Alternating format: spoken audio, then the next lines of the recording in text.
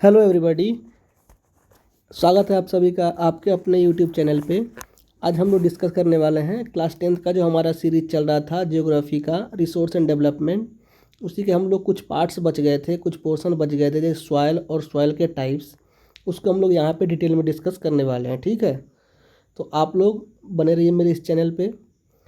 लेकिन आगे बढ़ने से पहले मैं आप सभी से रिक्वेस्ट फिर से करना चाहूँगा कि आप इस वीडियो को ज़्यादा से ज़्यादा अपने दोस्तों के साथ शेयर करें, लाइक करें। कोई अगर डाउट हो तो कमेंट सेक्शन में ज़रूर पूछें, और ऐसे ही अच्छे वीडियो के लिए आप इस चैनल को सब्सक्राइब जरूर कर लें। तो आइए हम लोग शुरू करते हैं सबसे पहले सॉइल से, ठीक है। तो सबसे पहले सॉइल है क्या, तो हम लोग पढ़ रहे थे रिसोर्स के बारे में, ठीक है। रिसोर्स के बारे में हम लोग पढ़ रहे थे। तो रिसोर्स जो होते हैं कि anything that fulfil our needs, यानी हमारे ज़रूरत को पूरा करे। सॉइल जो है वह सॉइल क्या करता है, कैसे ज़रूरत को पूरा करता है। कोई भी चीज़ हो, हमको खाना चाहिए, खाना कहाँ से मिलता है? खाना हमको मिलता है प्लांट से। प्लांट कहाँ ग्रो करते हैं? प्लांट आपके सॉइल पे ही तो ग्रो करते हैं। सॉइल जो होते हैं प्लांट को न्यूट्रिशन प्रोवाइड करते हैं, बहुत सारे आपके मिनरल्स प्रोवाइड करते हैं। बिना सॉइल के आपके प्लांट ग्रो कर पाएंगे क्या? ठीक है।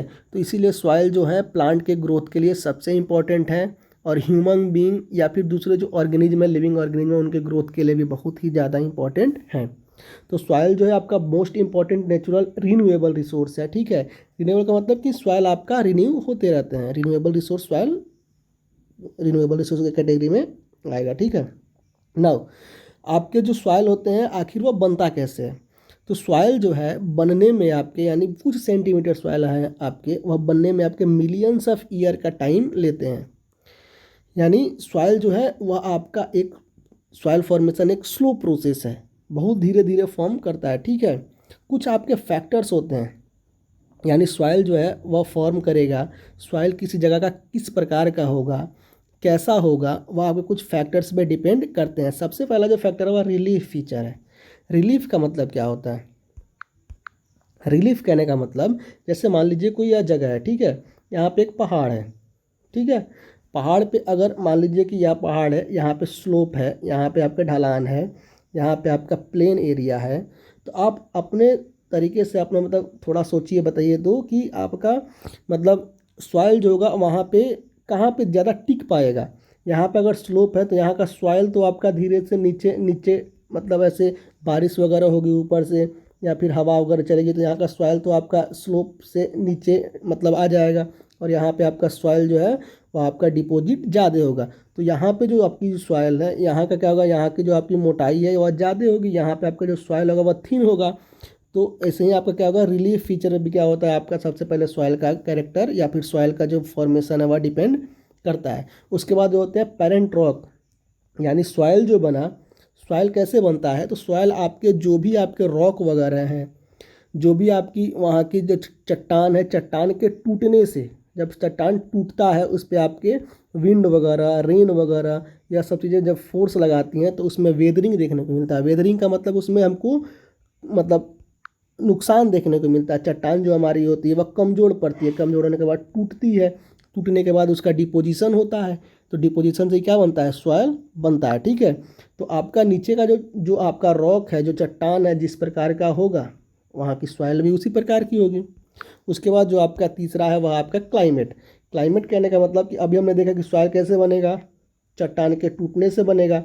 चट्टान टूटते कैसे हैं? तो चट्टान आपके रनिंग वाटर से, रेन से, टेम्परेचर में चेंज से टूटते हैं, विंड से, ग्लेशियर से, डिकम्पोजर से, इनसे टूटते हैं। तो वहाँ पे अगर क्लाइमेट जिस प्रकार की होगी, यानी अगर मान लीजिए कि वहाँ के क्लाइमेट में रेन बहुत ज़्यादा होती है तो वहाँ पे वेदरिंग बहुत ज़्यादा होगा, ठीक है। वेदरिंग के साथ जब पानी बहेगी तो हो सकता है कि वहाँ पे जो पानी अपने साथ जो वेदरिंग के बाद जो आपका इरोजन है, इरोजन भी बहुत ज़्यादा करेगी, ठीक है। तो उसके उसके बाद आपका जो चौथा नंबर का है वो आपका है वेजिटेशन। वेजिटेशन में क्या होता है? तो वेजिटेशन में मतलब कि वहाँ पे पेड़ पौधे जिस प्रकार के होंगे तो आपका सॉइल का नेचर भी वैसे ही चेंज करेगा, ठीक है। तो वेजिटेशन पे कैसे चेंज करता है, वेजिटेशन पे कैसे डिपेंड करता है, तो उसको हम लोग समझते हैं। देखिए यहाँ पे बहुत सारे पेड़ पौधे हैं, तो सॉइल जो है हमारा, सॉइल में क्या क्या चीज़ें पाई जाती हैं, तो सॉइल में आपका बहुत सारी चीज़ों का एक मिक्सचर है। सॉइल में एक चीज़ और पाई जाती है जिसको हम लोग बोलते हैं ह्यूमस, ठीक है। ह्यूमस जो होता है, ह्यूमस क्या होता है, तो ह्यूमस जो है इन्हीं पेड़ पौधों से, इन पेड़ पौधों के जो आपके पत्ते वगैरह हैं या फिर या पेड़ पौधे गिर गए तो इनकी जो टहनियाँ हैं, या टहनियाँ जब आपके सॉइल में आके सड़ती गलती हैं तो वह आपके जो आपके ऑर्गेनिक मटेरियल्स बनाती है, उन्हीं ऑर्गेनिक मटेरियल को हम लोग क्या बोलते हैं, ह्यूमस बोलते हैं, ठीक है। तो अगर वहाँ पे वेजिटेशन जो है, वहाँ पे बहुत ज़्यादा पेड़ पौधे हैं तो वहाँ पे ह्यूमस जो होगा सॉइल में वह ज़्यादा होगा। उसके बाद और कैसे डिपेंड करता है आपके वेजिटेशन पे, समझ लिए कि यहाँ पे क्या है, यहाँ पे कोई एरिया है, यहाँ पे पेड़ पौधे बहुत ज़्यादा हैं, पेड़ पौधे बहुत ज़्यादा हैं तो यहाँ पे आपके विंड वगैरह चलेंगी, या फिर रेन वगैरह का पानी जब बहेगा तो यहाँ पे सॉइल का इरोजन जो होगा वह बहुत कम होगा। अगर मान लीजिए कोई एरिया है वहाँ पे आपके पेड़ पौधे ज़्यादा नहीं है, तो वहाँ पे अगर रेनफॉल वगैरह होता है, विंड वगैरह होता है, तो अपने साथ सॉइल को क्या करेगी, उड़ा के ले जाएगी, तो वहाँ पे जो सॉइल का थिकनेस होगा वह कम होगा। तो इसी तरह क्या होता है, हमारा वेजिटेशन वगैरह में भी सॉइल का नेचर या सॉइल का टाइप या सॉइल का जो आपका कैरेक्टरिस्टिक है वह डिपेंड करता है।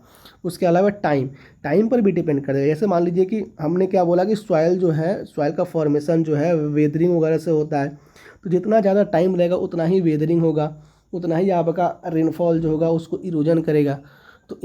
तो टाइम के अनुसार भी क्या होता है, आपका जो आपका सॉइल का थिकनेस वगैरह है वह चेंज करता है, ठीक है।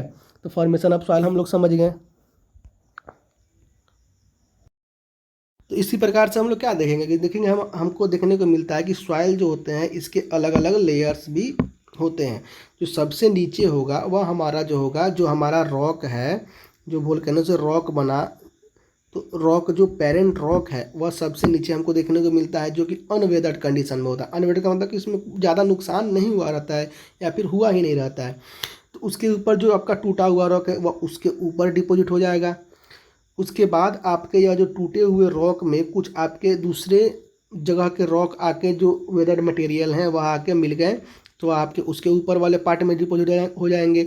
और जो हमारा टॉप सॉइल होगा इसमें आपके बहुत ज़्यादा चीज़ें मिली हुई रहेंगी, इसमें ह्यूमस वगैरह, सिल्ट वगैरह, सैंड वगैरह, क्ले वगैरह, बहुत अलग अलग जगह के आपके मटेरियल, वेदर्ड मटेरियल आके इसमें मिले रहेंगे। तो अगर आपसे कोई पूछे कि जो आपका सबसे प्योर फॉर्म होगा, मतलब इन चारों लेयर में जो सबसे प्योर होगा वह कौन सा होगा, तो सबसे नीचे वाला सबसे प्योर होगा, क्योंकि अभी तक टूटा ही नहीं है, इसमें जो आपके ओरिजिनल मटेरियल हैं वही इसमें एग्जिस्ट करते हैं। उसके ऊपर में थोड़े मोड़े मिले हुए हैं, उसके ऊपर में और मिले हुए हैं, और सबसे ज़्यादा है टॉप सॉइल में चीज़ें मिली हुई हैं। तो सबसे इम्प्योर मतलब लेयर ऑफ सॉइल कौन सा है, तो टॉप सॉइल है, ठीक है।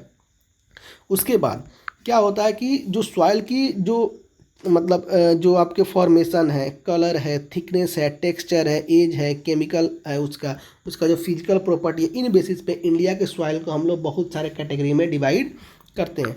तो हम लोग इंडिया के जो सॉइल है उसको मेनली हम लोग 6 कैटेगरी में, alluvial soil, black soil, red and yellow soil, laterite soil, arid soil और फॉरेस्ट सॉइल में हम लोग कैटेगराइज करते हैं, ठीक है।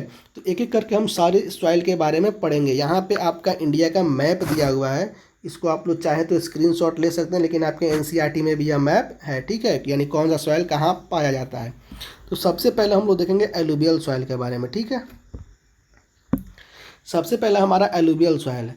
एलुवियल सॉइल जो होता है यह इंडिया में सबसे ज़्यादा स्प्रेड है, यानी सबसे ज़्यादा पाया जाता है और सबसे इम्पोर्टेंट सॉइल है। तो सबसे पहले हम लोग देखते हैं कि आखिर पाया कहाँ जाता है। तो आपका जो पूरा यहाँ पे नॉर्दर्न प्लेन है, ठीक है, यह आपका जो नॉर्दर्न प्लेन वाला पार्ट है यहाँ पे, फिर आपका राजस्थान गुजरात वाला पार्ट, उसके बाद आपका जो ईस्टर्न घाट के जो डेल्टा वाले रीजन है, ठीक है। डेल्टा क्या होता है, तो डेल्टा मैंने आपको बताया था कि यहाँ पे जो नदी वगैरह है जहाँ समुद्र में मिलती है, तो यहाँ पे आपका बहुत ज़्यादा सिल्ट वगैरह डिपो आइलैंड वगैरह बनाती है, बहुत ही चौड़ी हो जाती है, इसी को हम लोग डेल्टा रीजन बोलते हैं, ठीक है। तो जो आपके महानदी, गोदावरी, कृष्ण, कावेरी रिवर के डेल्टा है वहाँ पे, और आपके जो नॉर्दर्न प्लेन्स में जो हिमालयन रिवर के द्वारा डिपोजिशन होता है एलुवियम का, उसके चलते आपके नॉर्दर्न प्लेन्स में भी पाए जाते हैं। तो एलुवियल सॉइल कहाँ पाया जाता है तो हो गया, लेकिन एलुवियल सॉइल का फॉर्मेशन कैसे होता है और क्यों इसी जगह पाए जाते हैं, इसको आइए हम लोग समझते हैं, ठीक है। तो एलुवियल सॉइल का जो फॉर्मेशन होता है वह कैसे होता है। एलुवियल सॉइल एलुवियल, एक वर्ड होता है एलुवियम। एलुवियम किसको बोलते हैं? एलुवियम हम उस चीज़ को बोलते हैं जो आपके रिवर के द्वारा साथ में लेके आते हैं, ठीक है। जैसे रिवर जो आपके होते हैं वह जब पहाड़ से निकलेंगे या कहीं भी बहेंगी तो आपको पता है कि रिवर जो होती है वह इरोजन करती है। तो अपने साथ इरोड करके जो भी सैंड, सिल्ट, क्ले वगैरह जो भी आपके स्टोन वगैरह लेके जाती है उसी को हम लोग एलुवियम बोलते हैं, ठीक है। तो एलुवियम सॉइल जो होते हैं यही एलुवियम जो आपके सिल्ट, सैंड, क्ले वगैरह हैं या जो आपके नदियों द्वारा ब्रिंग करके लाए जाते हैं उन्हीं के डिकम्पोजिशन से, उन्हीं के आपके मतलब जमा करने के साथ बनते हैं ये एलुवियल सॉइल, ठीक है।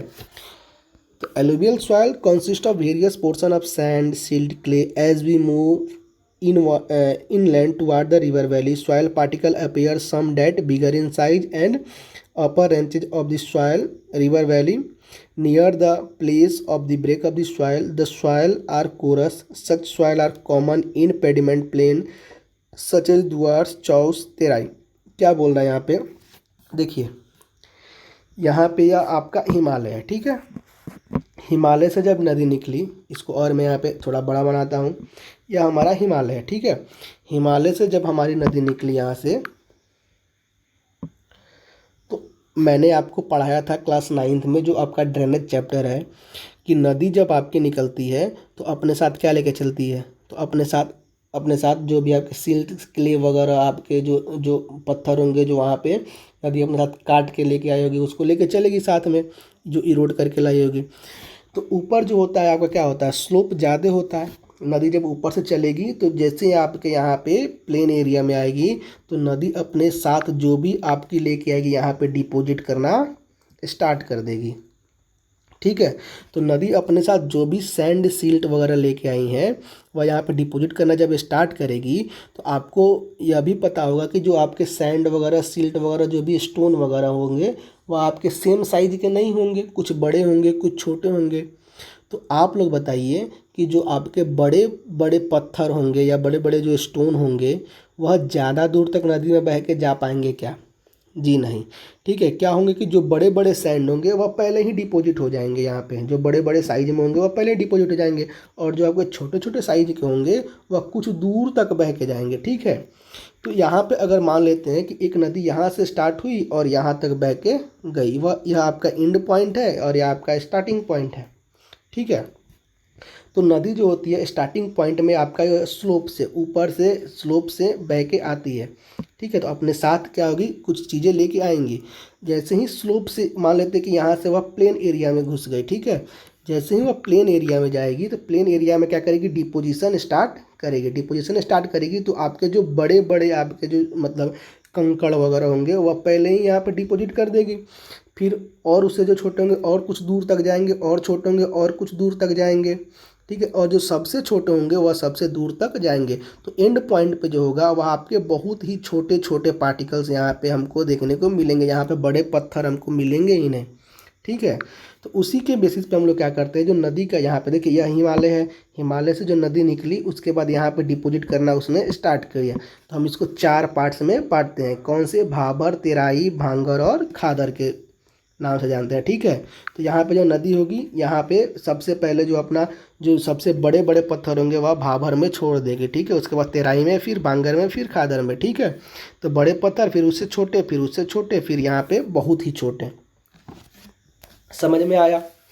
ठीक है। तो नदी के जो पास वाला जो पार्ट होगा यानी नदी के जो एकदम लास्ट में जो होगा वह खादर होगा, फिर भांगर होगा, फिर तेराई होगा, फिर भाबर होगा। भाबर में सबसे बड़े बड़े पार्टिकल्स होंगे, ठीक है ना। उसके बाद आपके यहाँ पे भांगर और खादर में, खादर जो है यह नदी है। नदी के बाद नदी के जो सबसे पास वाला पार्ट है, मतलब जो नया नया अभी बना है, ठीक है, यह सब बहुत ही फाइन होगा, ठीक है। यहाँ पे इसको हम लोग बोलते हैं खादर, ठीक है। उसके बाद वाला जो पार्ट है यानी जो बाद वाला सॉइल है इसको हम लोग बोलेंगे भांगर, ठीक है। भांगर जो होगा वह आपका क्या होगा? यह आपका ओल्ड एलुवियल इसको हम लोग बोलेंगे, यानी ये पुराना हो गया है, ठीक है। और खादर वाला जो है अभी नया नया, जो आपके नए नए डिपॉजिट्स हुए होंगे एलुवियम के सैंड सिल्ट के, वो आपके खादर में हुए होंगे। तो खादर को हम लोग न्यू एलुवियल बोलेंगे और भांगर को हम लोग ओल्ड एलुवियल बोलेंगे। इतनी बात समझ में आई। उसके बाद एलुवियल सॉइल जो होते हैं इसमें पोटैश वगैरह, फॉस्फेरिक एसिड, लाइम वगैरह ज़्यादा पाए जाते हैं। और यह paddy, sugarcane, wheat, cereal, pulse वगैरह के लिए बहुत ही अच्छा सॉइल होता है, क्योंकि यह फर्टाइल वगैरह भी ज़्यादा होता है। और इस एरिया में बहुत सारे आपके पॉपुलेशन वगैरह ज़्यादा मिलेंगे, क्योंकि बहुत फर्टाइल लैंड है, प्लेन एरिया है, यहाँ पे बहुत ज़्यादा लोग वगैरह भी रहते हैं, ठीक है। नाउ आगे हम लोग बढ़ेंगे, ब्लैक सॉइल के बारे में पढ़ेंगे। ब्लैक सॉइल कहाँ पाया जाता है? तो ब्लैक सॉइल आपके यह डेक्कन प्लेट्यू के नॉर्थ वेस्ट वाले रीजन में पाया जाता है। उसके अलावा महाराष्ट्र, सौराष्ट्र, मालवा, मध्य प्रदेश, छत्तीसगढ़ और आपके कुछ साउथ ईस्ट डायरेक्शन में भी गोदावरी और कृष्णा रिवर के डेल्टा में पाया जाता है। इसका मैप यहाँ पे डिटेल में दिया हुआ, ठीक है। यह आपका डेक्कन प्लेट्यू का नॉर्थ वेस्ट वाला पार्ट है, यह महाराष्ट्र है, सौराष्ट्र आपका गुजरात में पाया जाता है, ठीक है।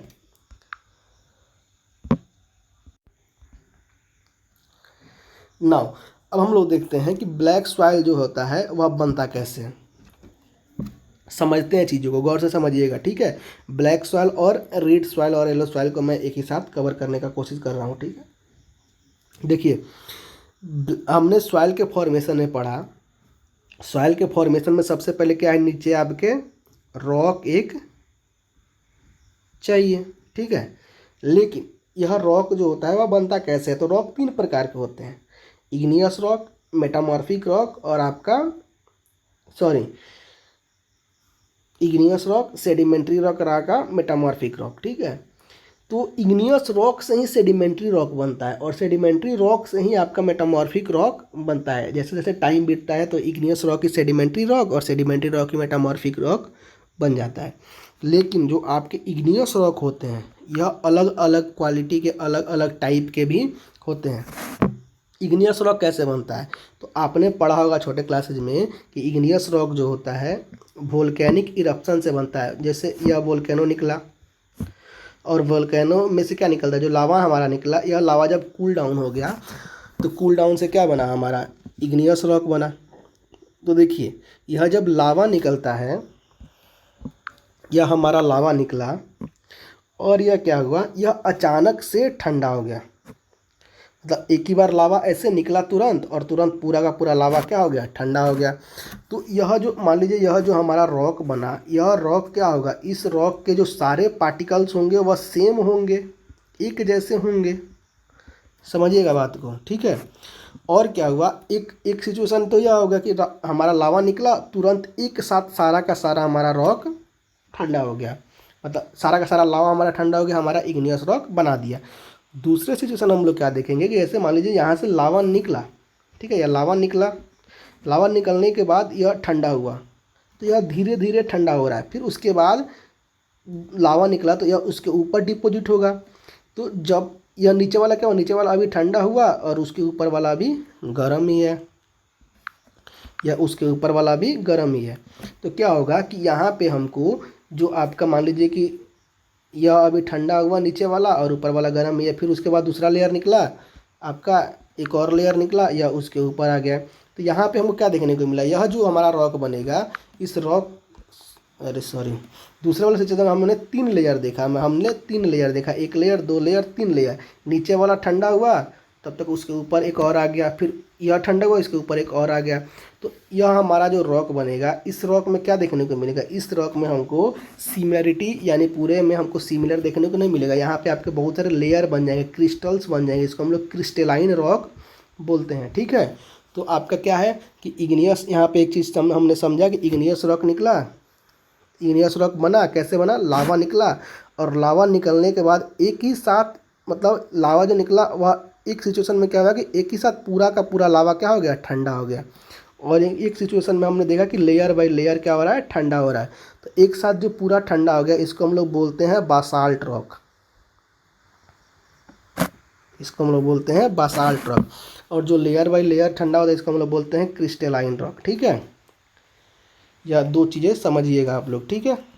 नाउ देखिए, ब्लैक सॉइल जो होता है वह कैसे बनता है, तो ब्लैक सॉइल जो होता है वह आपका बासाल्ट रॉक से बनता है, ठीक है। जो आपका डेक्कन प्लेट्यू का जो बासाल्ट डेक्कन ट्रैप में जो आपके हैं यहाँ पे आपके बासाल्ट रॉक ज़्यादा पाया जाता है, तो बासाल्ट रॉक से बनता है। यानी ब्लैक सॉइल जो है उसका जो आपका पेरेंट रॉक जो होता है नीचे वाला, वह कौन सा रॉक होता है, तो बासाल्ट रॉक, ठीक है। बासाल्ट रॉक का जो आपका स्ट्रक्चर होता है वह कैसा होता है, तो पूरे के पूरे स्ट्रक्चर में सेम पैटर्न होंगे, यानी सारे के सारे जो मटेरियल होगा वह सेम होगा। लेकिन क्रिस्टलाइन रॉक में क्या होता है, तो क्रिस्टलाइन रॉक में आपके लेयर होते हैं, ऐसे ऐसे लेयर होंगे, ठीक है। चीज़ें समझ में आई।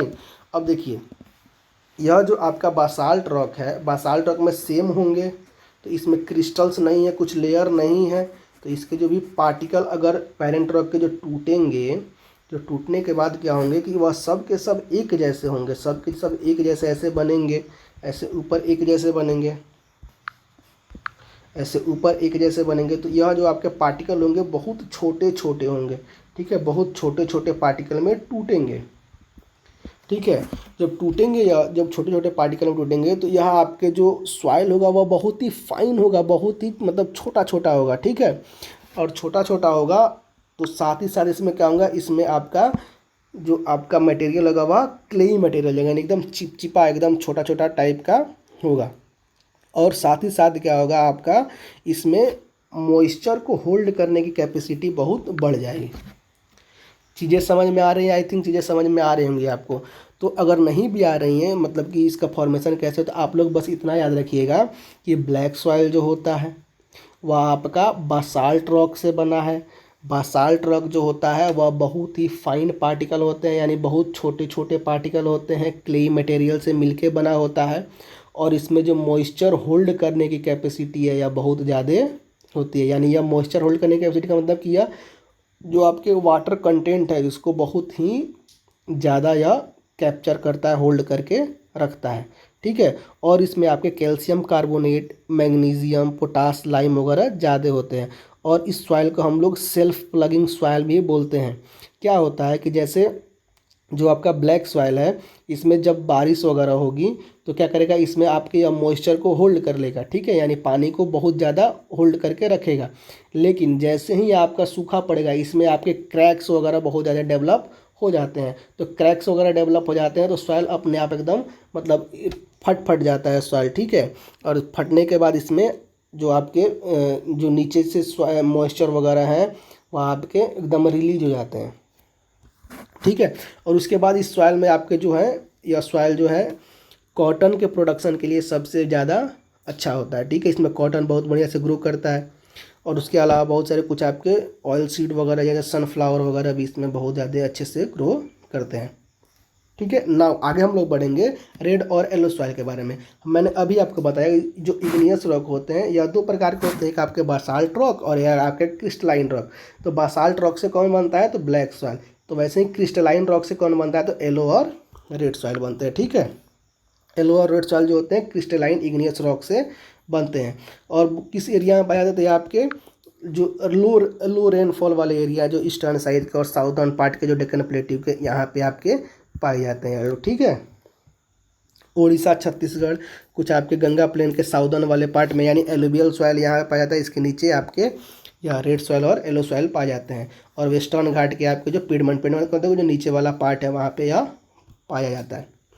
दो चीज़ें याद रखिएगा, ब्लैक सॉइल बासाल्ट रॉक से और रेड और yellow soil crystalline igneous rock से।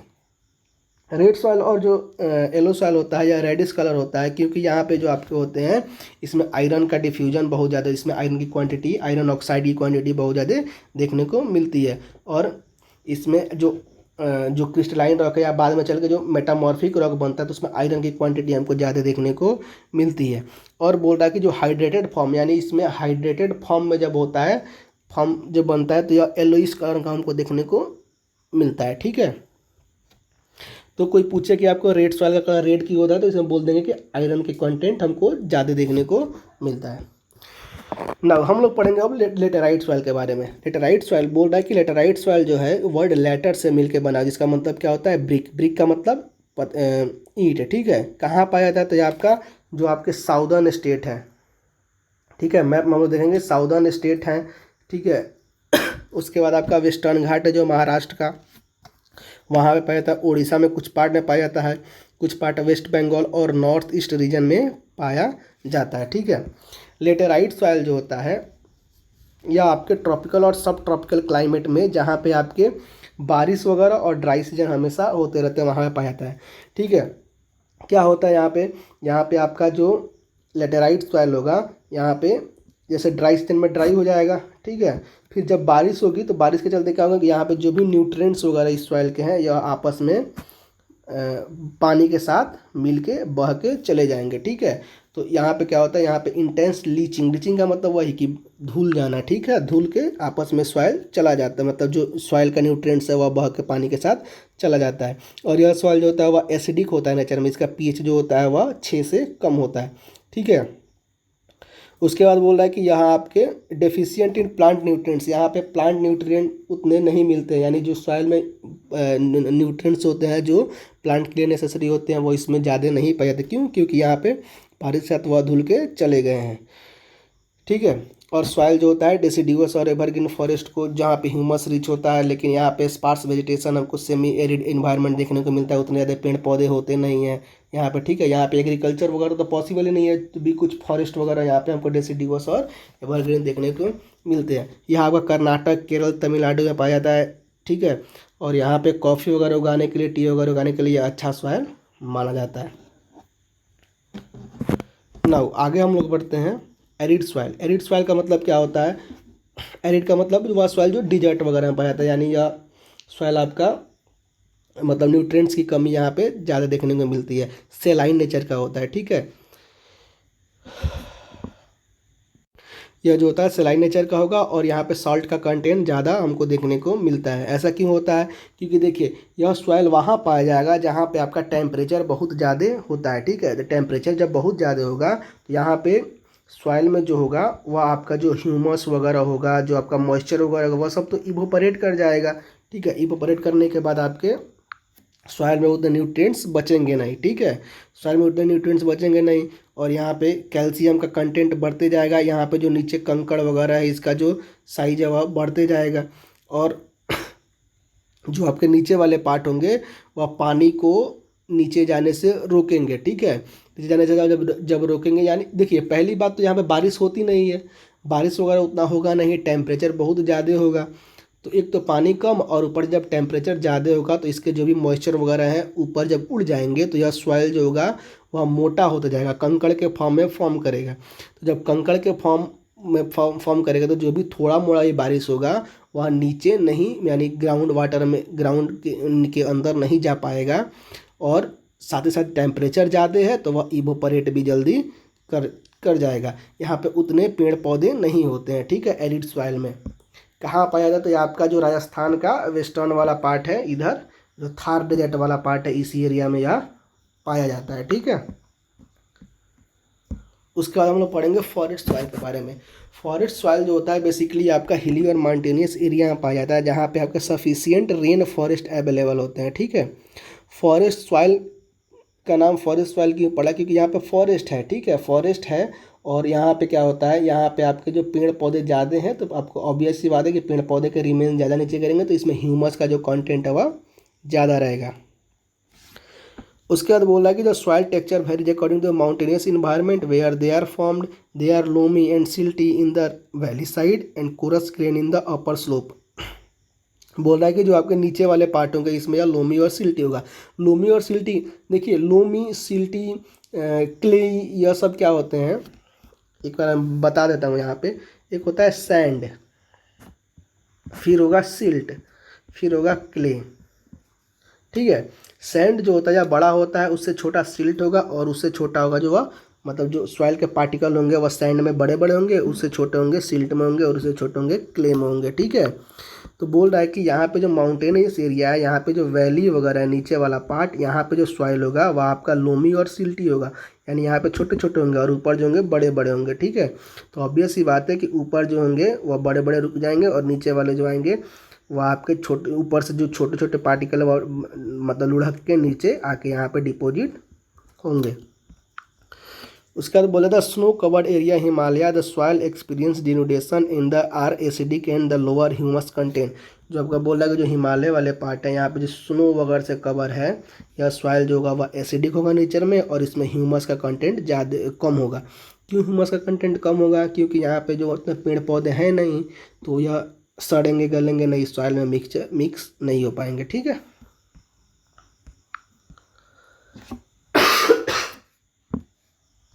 उसके बाद जो बोल रहा है, यह जो सॉइल होते हैं यह आपका बोल रहा है कि पर्टिकुलरली वैली वगैरह में पाए जाते हैं, और जो आपके रिवर ट्रेसेज में पाए जाते हैं, एलुवियल फैंस में पाए जाते हैं, वह सॉइल आपके बहुत ही फर्टाइल होते हैं। एलुवियल फैंस क्या होते हैं? तो एलुवियल फैंस का मतलब कि यहाँ पे जो आपके रिवर वगैरह हैं, जब जब नदियों से अपना नदियाँ यहाँ पे जब लेके आती हैं, तो यहाँ पे एक साथ बहुत ज़्यादा डिपोजिशन करने लगती हैं, तो इसी को हम फैन टाइप का या स्ट्रक्चर बनाता है, इसी को हम लोग एलुवियल फैंस बोलते हैं। ठीक है, तो जो आपके रिवर वैली वगैरह हैं, रिवर के आसपास जो आपके सॉइल हैं या एलुवियल फैंस में सॉइल है, वो आपके जो थोड़ा फर्टाइल सॉइल होते हैं। फॉरेस्ट सॉइल का यहाँ पे मैप दिया हुआ है, इसको हम लोग गौर से देख लेंगे। ठीक है, ऊपर हिमालय वाले पार्ट में ज़्यादा पाया जा रहा है, जो आपके नॉर्थ वाले रीजन में जो आपके स्टेट्स हैं जहाँ हिमालय वहाँ पे पाया जा रहा है।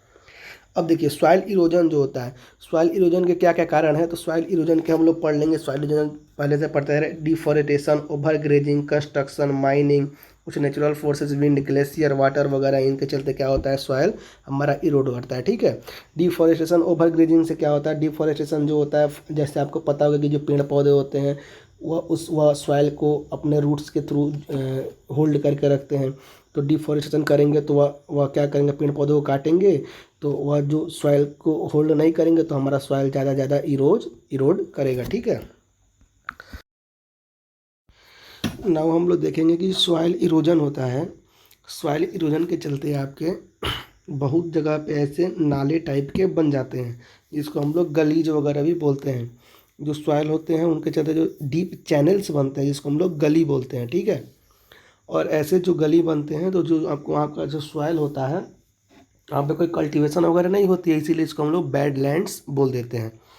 ऐसे जो आपके गलीज वगैरह हैं, जो आपका चंबल एरिया है, ठीक है, जो चंबल रिवर का बेसिन है, जो मध्य प्रदेश वगैरह में पाया जाता है, ठीक है, वहाँ पे आपके ऐसे जो गलीज होते हैं, बहुत ही बड़े बड़े गलीज हमको देखने को मिलते हैं, जिसको हम लोग रेवाइंस के नाम से जानते हैं। उसके बाद आपके जो जहाँ पे आपका स्लोप कम होता है, ठीक है, वहाँ पे आपके जो सॉइल जो होता है, ऊपर का पूरा लेयर ही वाटर में इरोड करके चला जाता है, जिसको हम लोग सीट इरोजन के नाम से भी जानते हैं। ठीक है, नाउ हम लोग आगे बढ़ेंगे।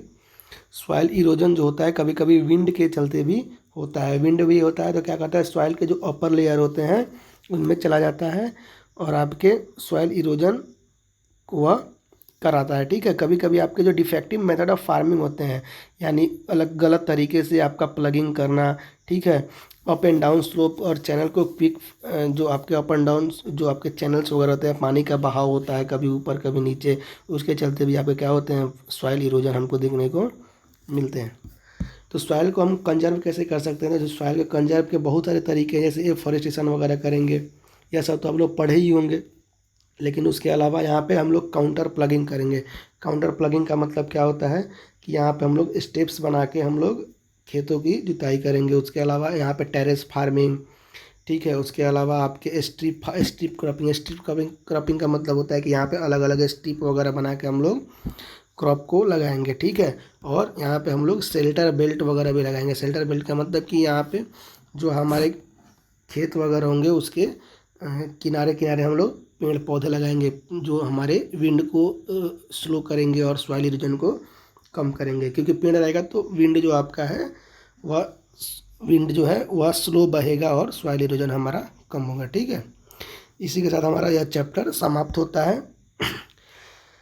हमारे साथ जुड़ने के लिए धन्यवाद, वीडियो को देखने के लिए धन्यवाद, और इस वीडियो को मैं फिर बोलूँगा कि ज़्यादा से ज़्यादा शेयर करें और इस चैनल को भी सब्सक्राइब करें और लाइक करना कमेंट करना ना भूलें। ठीक है, आप लोग कमेंट में ज़रूर लिखिएगा कि आपको वीडियो कैसा लगा। आप लोग वीडियो देख लेते हैं लेकिन कमेंट वगैरह नहीं करते हैं। ठीक है, तो ज़रूर करिए कि वीडियो कैसा लगा, ताकि मुझे भी मोटिवेशन मिले और मैं आगे वीडियो बना सकूँ। Thank you.